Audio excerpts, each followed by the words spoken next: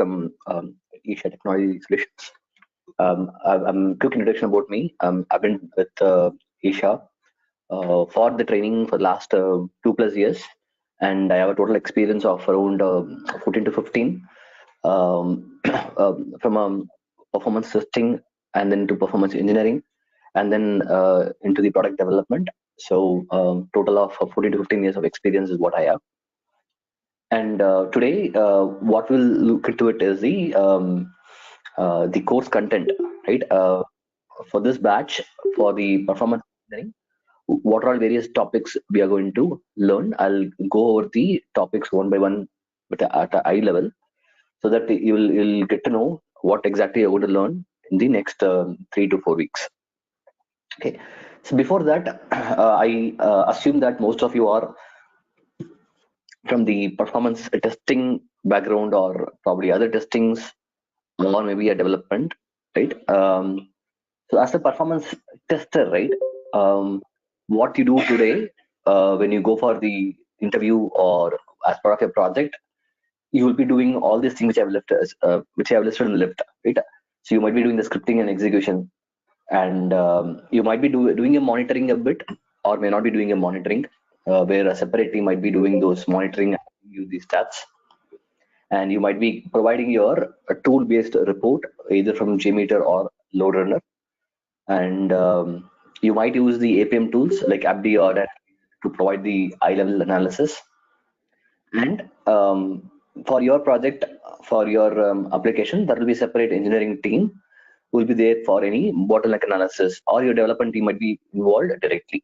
Right? So the work, whatever you do, will be purely on the requirement and the scripting, execution, little bit of monitoring, and providing the report for every test.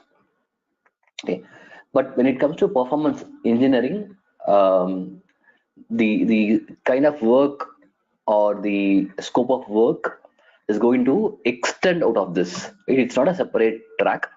Earlier, there used to be a separate engineering team and testing teams for carrying out these work separately. But now, in the project where people are expected to do development and testing together, we cannot expect a dedicated team for testing and engineering. There is no way it is going to happen. Right? So the engineering is going to be an extension of your testing. One that will make you more relevant in the project, more applicable in the entire SDLC cycle. Right? As a tester, you might be getting involved only in a certain phase of your development life cycle. Right? Maybe if it is a 1-year program, you might be involved in 2 months or 3 months, maybe from August to November or September to December. Right? Whereas when it comes to performance engineering, your presence is going to get extended. Right? You might get involved from March or April till December. So your relevant, your presence is going to be required more, and you're going to be more relevant for the project. Okay, so in that aspect, what are the various things that you do from an engineering? One is going to be your server-side profiling. So when you go to the interview or when you part of the project, you should be able to confidently say, I know server-side profiling, I know client-side profiling. I'm good at taking the dumps, analyzing the heap dumps, thread dumps. I can analyze AWR reports. I know to use the tools like JProfiler, JVisualVM, JConsole tools for monitoring and analysis. I know to benchmark and tune JVM. I know to monitor the garbage collection. I know how to analyze the garbage collection logs. And I will be able to use efficiently the APM tools to do the deep dive diagnostics. And I know how to use both open source and commercial tools when it comes to monitoring. All these things will be your scope, and you will also be able to go and carry out these things in your project efficiently once you learn the performance engineering. And the objective of this course as well to provide you these list of topics, get you trained in those area, so that at least to a certain level you can go and start working in a project, or at least see, most of the time what will happen is in a project where if you're experienced engineers, you will be getting these work, right? If you're not experienced enough, either you might not be willing to take this work, or they will not assign you. It is kind of a cat and mouse. You don't know, you will not be able to work. Until you work, you will not be able to um, learn these things. So what this course will give you is the head start, right? By attending these sessions and then doing a hands-on on all these things with a actual application in your laptop, you can confidently go and say, I haven't got a chance to work on the um any engineering project so far, but I have done my homework. I have learned all these tools. I've done the hands-on in all these areas. I know how to do it, and I'll be able to extend that in the work as well. And even in the interview, right? When you're going to be competing with performance testers who knows only testing, and you're going to go and say, I'm good at the performance testing, and I also know all these things. I don't have an working experience, but I've done all these things on my own, then definitely you can easily edge out the other folks, right? That is what very sure. Even if I'm taking interview or you're taking interview, if there are two people who knows only testing and plus who knows the testing plus um, engineering, though they don't have experience, if they can confidently say that they have learned out of their passion, nobody will be hesitating to take these people. So the importance of engineering is going to be more and more relevant in this current scenario, and it is an extension of testing as well. Okay. So I'll go through the topics and then come back to this SDLC cycle, how this is going to fit into the your various phase of your development life cycle. Okay.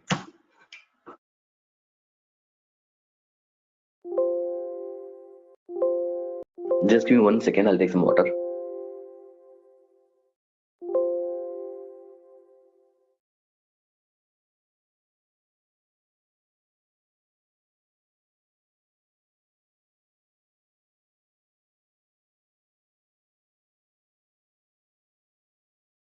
Yeah. Okay, so to get started with this, right, before we get into the performance engineering topics, we'll spend some time on the basics. When I say basics, one is on the programming language, the Java basics, because throughout our course, we're going to talk about the heap or threads, CPU, um, or the garbage collections, right? All these things is what you're going to do it during the profiling or monitoring or analysis. So it's very important for you to know um, what is heap, what is stack, what is the JVM, what are the internals of JVM. Normally, right, when you go and talk to the developers and tell that a transaction is having high response time, we will have a lot of challenges, right? That they might not accept it. They will put blame on your script or test data or environment. It's not easy to go and convince the developer saying your transactions are having high response time. Now, if you're going to go one step ahead and they're going to go and say your code is having a problem, your object is having a leak, or if your method is going to have high response time, then it's going to be even more difficult if you're not comfortable with these terminologies. They can easily uh, convince you, or they can easily distract you with a lot of other jargons. So it's very important for you to get comfortable with all these terminologies, and also to know how exactly these methods are created, how the classes are created, how the objects are created, what happens inside the JVM, how a war file is created, how a jar is created, how it is deployed. So we are not going to go in depth, we are not going to become a developer, but it is going to be important to break into that area, and at least to a certain level, it should not be a black box. That is what we'll try to do it in the Java and Jvm Basics. We'll go over a few programs, how to create those programs practically, okay? Um, and then once we are little comfortable with the terminologies and how these programs are created and deployed, then we will start with the engineering topics. Okay. Um, from the, as I said, right, as a performance engineer, you get involved in the very early in the life cycle. When a development starts, when a developer is going to deliver a particular page or particular functionality, a particular API, particular service, you will get involved to make sure that at a component level, at a service level, whether your performance are optimized. Okay, so we will assume that we are in a project where a fresh development is started, and then we are going to get involved early. What are the various things we are going to do with it? So one is going to be your response time analysis. You either call it as a server-side profiling or your CPU profiling. The intention is for a service, for a API, for a web page, for a functionality, how much time it takes as an end user, and all the way from the UI to the server to the code, how to get your response time, and if the response time is high, how to profile it and then get into the code level to say, okay, the response time is high at this class, at this method, right? And in terms of queries, if there are queries getting executed, what is the query level response time? So for a single user, response time analysis is what we will get started as part of the our first session into the engineering. Okay, so we will use a combination of tools like JProfiler, Tomcat Access Logs, Chrome Developer Tools. All these combinations we will use it in order to do this analysis. Okay. And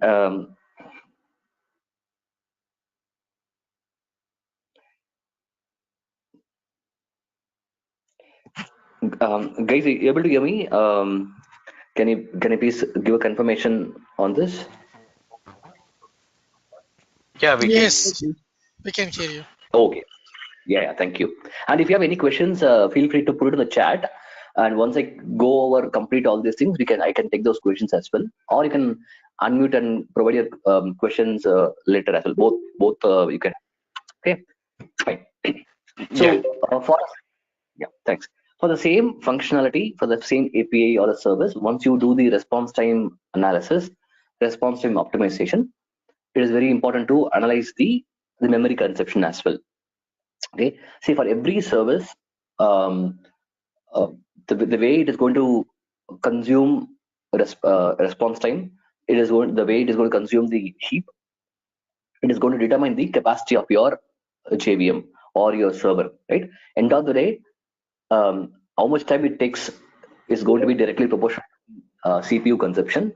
More time it takes, more CPU time it's going to take, and and more memory it is going to occupy. Say your heap. I'm going to talk about heap and all these things in later. But anyway, at a high level, right? If your heap is going to be 4 GB and if a particular login is going to take say 100 MB or 200 MB, more it takes, more it is going to consume the a percentage of your overall memory. Okay, so when you're going to optimize this heap, optimize your response time at a level, at a functional level, it is going to have a very good positive impact on your capacity of your JVM later. When you have to run a load test for 1000 users or 1200 users, if a JVM handling 800 users versus 1200 users, it all depends upon how much CPU each of your service is going to consume, how much memory is going to consume. The more you optimize, more is going to be your capacity. Okay, so and those things as well is what you will do it as part of your performance engineering. As a single user server-side profiling, you will try to analyze for each of these functionalities. Okay, so as part of this, we will try to understand what is Java heap, what is stack, what is the relationship between heap and stack. We'll go and do this heap analysis, your leak analysis, and then we'll also get into the so this leak analysis or server-side profiling for memory is at a single user level, right? But when it is going to happen at the load test, you do a load test, you do an endurance test.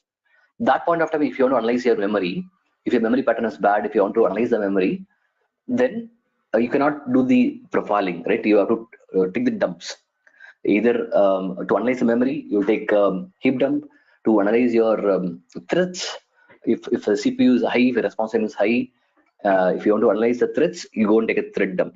So heap dump analysis, garbage collection analysis, and then thread dump analysis, all these things will be looking into it one by one. Also, from a thread perspective, we'll try to understand how threads are created, what are the various states of thread, thread contentions, how to configure the threads, and I forgot to tell about the heap, right? From a heap perspective also, how do you go and configure your minimum heap, maximum heap, your garbage collection tuning parameters, what are the various tuning parameter will use it for garbage collection, what are the various collectors, what happens inside GC. So all these things are going to be a comprehensive session on each of these topics. Okay. And all these things are pretty much on the server side, right? Heap dump, thread dump, GCs, thread contentions, Java heap stack, everything is on the server side. And when it comes to your end user experience, though you're going to analyze, fine tune your server side, it's very important for you to optimize your client side as well, right? Because that is what your user is going to experience. User is going to visualize it in this browser. So we'll go over the client side analysis from a testing perspective, from the engineering and the optimization perspective. We'll go over the client side analysis. As part of the performance testing, right, you might have created test plan or test strategy.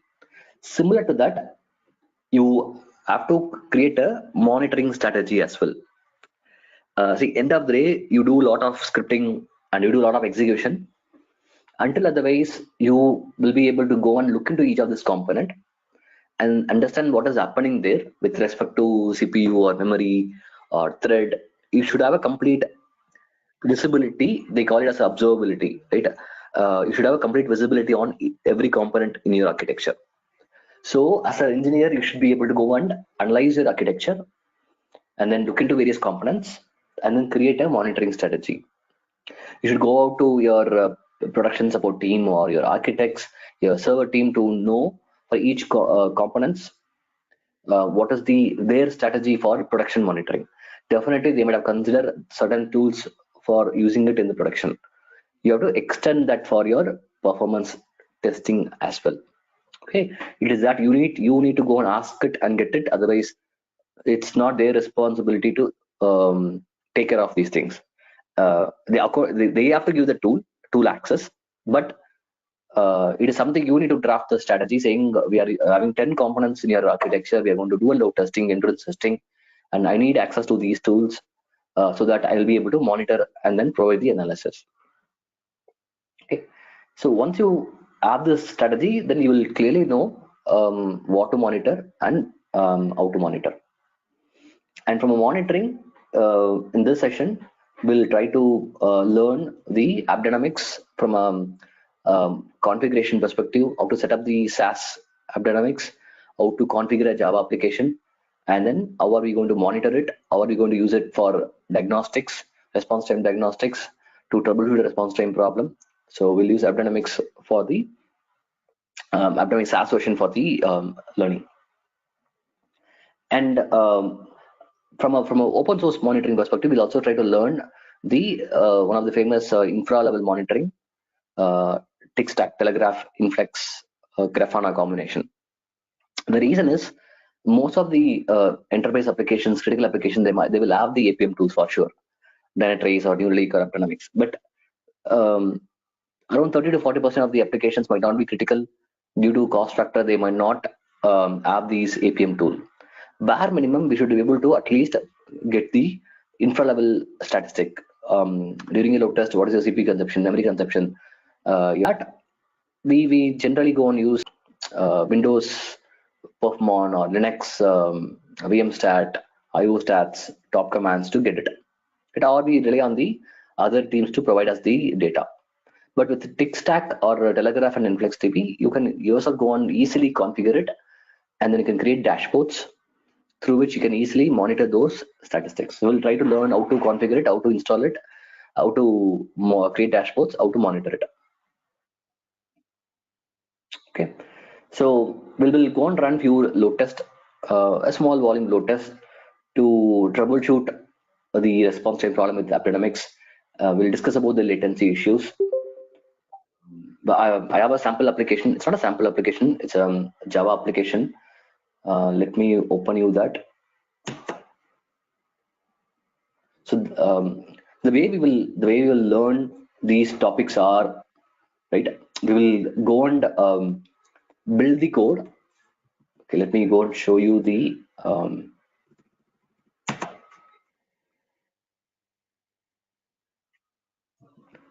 Let it open. So I have a Tomcat in which I have the war file deployed for e-library application. Is already I already started before the session. Okay, and let me open the app as well.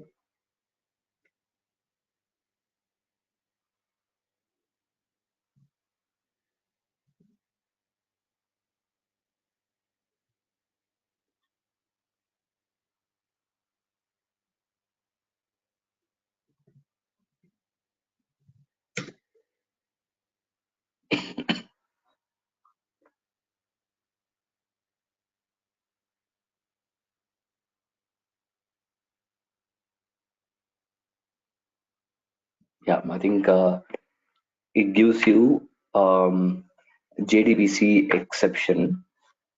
See, again, from a performance engineering, right? You might get a dedicated system for you where you will install the app, you will install it in the Tomcat, and you will have your own profiling environment or engineering environment, right? So you should also be comfortable enough to, if there's something is not working. For example, now login gave me a blank page. Now instead of me going to developer and saying login is not working, I can still go and check my log. It says that there is a communication link failure, right? So these things you should be hands-on, right? By practice, you can become a hands-on. We cannot rely on the other teams to do the setup for you. That's what expected as well. So you might have your own Tomcat or JBoss or WebLogic server in which you will go and install your application and you will start it. Okay, and in this case, database might be down. So you may have to reach out to the database team or developer saying the database connection is not there, or it is not able to establish the database connection. Turn on the database. So instead of just saying login is not working, you should be a little more particular or technical about what I want to communicate, right? That's all going to increase your confidence in the project. I'll go and start it.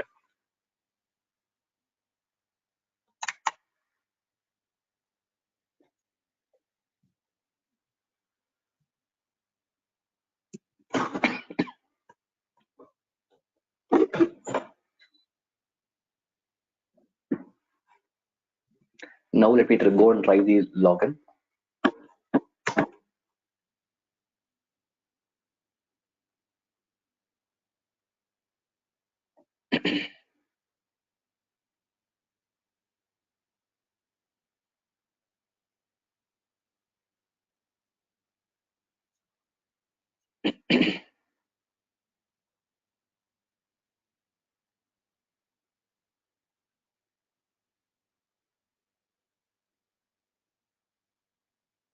It is still starting actually.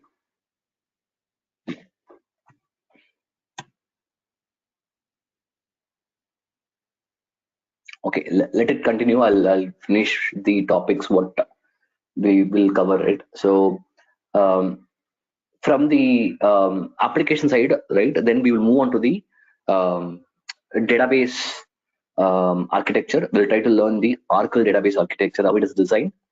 And as an application performance engineer, so you're not going to be a database performance engineer, right? That's a separate stream.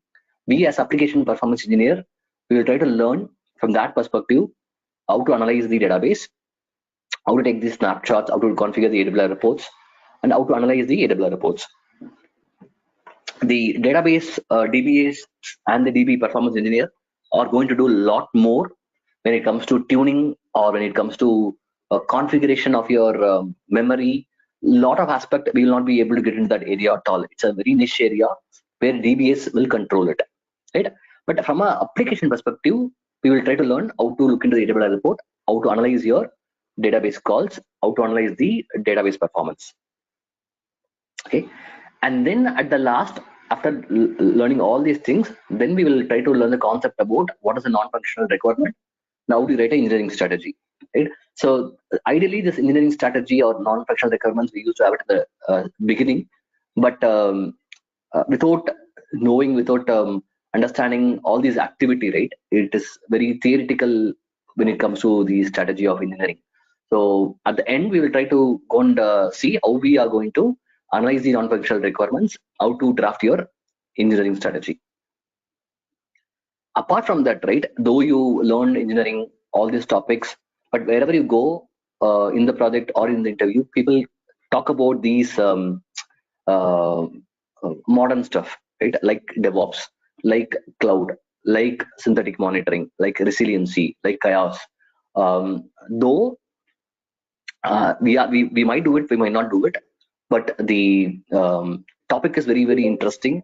And wherever you go, people might ask you whether you've done something on the Jenkins integration, what you've done with respect to the pipeline execution, whether you've done cloud project, what is resiliency, what is auto scaling. So we'll try to have as part of the future readiness, we'll look into the introduction to DevOps. We will try to understand how in a project the DevOps is handled for performance testing. We'll also try to learn Jenkins and Jmeter integration, and then